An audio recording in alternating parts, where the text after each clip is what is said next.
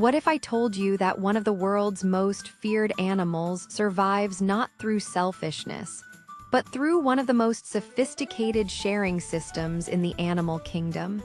Picture this. A vampire bat returns to its roost after a long night of hunting.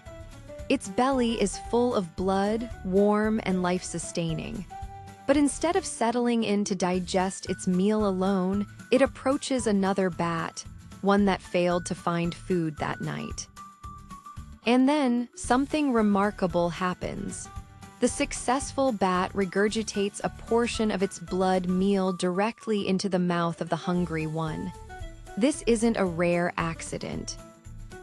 It's a calculated act of generosity that forms the foundation of vampire bat society. Most people imagine vampire bats as solitary monsters, creeping through the night to steal blood from sleeping animals. But the truth is far more fascinating. These misunderstood creatures have developed a system of food sharing so reliable that it challenges everything we thought we knew about animal cooperation.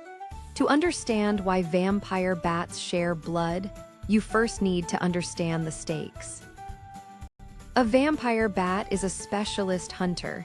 It feeds exclusively on blood, usually from livestock or wild animals. But finding a blood meal isn't easy. The bat must locate a suitable host, make a precise incision without waking the animal, and lap up enough blood to sustain itself.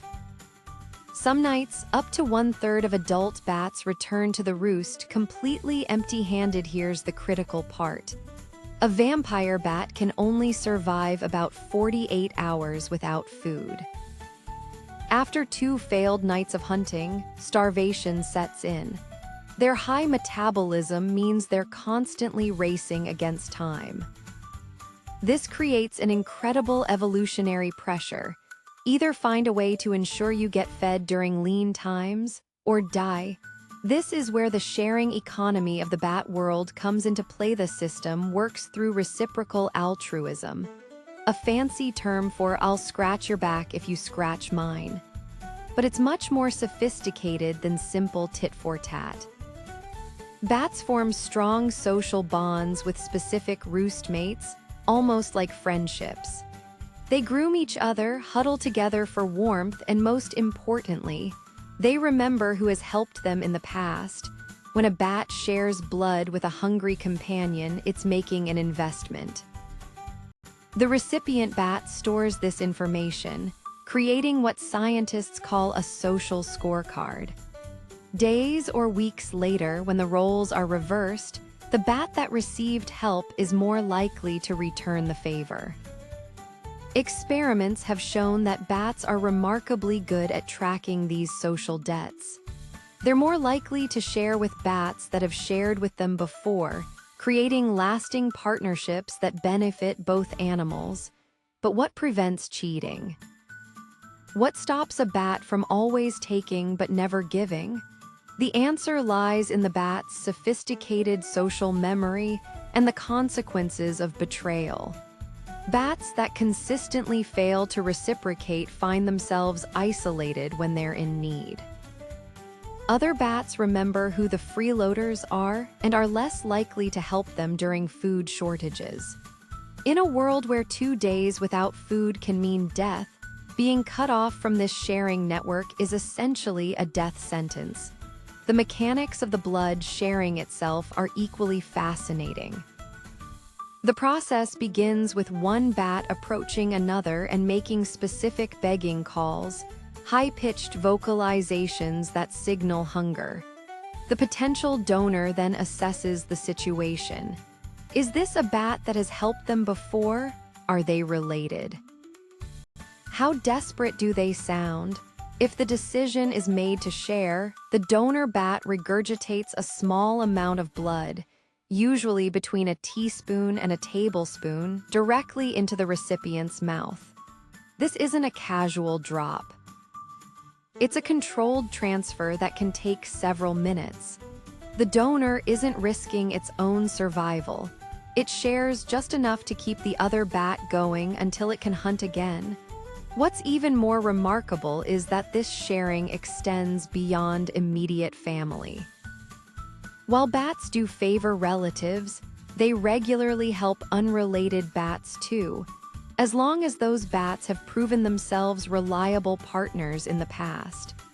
This creates a safety net that benefits the entire colony.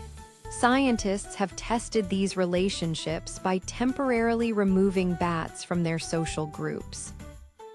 When returned, the isolated bats received more food from their established partners than from random colony members. The bonds were real and measurable. This system has allowed vampire bats to thrive in environments where food availability is unpredictable. While other bat species might starve during difficult periods, vampire bats can rely on their social network to carry them through lean times. It's an insurance policy written in blood. The implications of this behavior stretch far beyond bat colonies.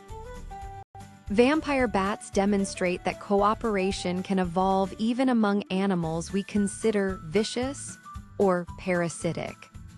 Their survival strategy shows that sometimes the most effective way to ensure your own well-being is to ensure the well-being of others. In human terms, we might call this enlightened self-interest. The bats aren't being purely altruistic. They're building a system where everyone benefits by looking out for each other. It's a lesson in community building that has allowed them to survive and flourish against incredible odds. Next time you see vampire bats portrayed as monsters in movies, remember the truth. They're social creatures who understand that sometimes survival means sharing what you have with those in need. In the dark of their roosts, they've perfected an economy of trust and reciprocity that puts many human societies to shame. What other animal behaviors surprise you with their complexity? Share your favorite animal intelligence stories in the comments, and subscribe to Animal Fact Vault for more revelations from the natural world.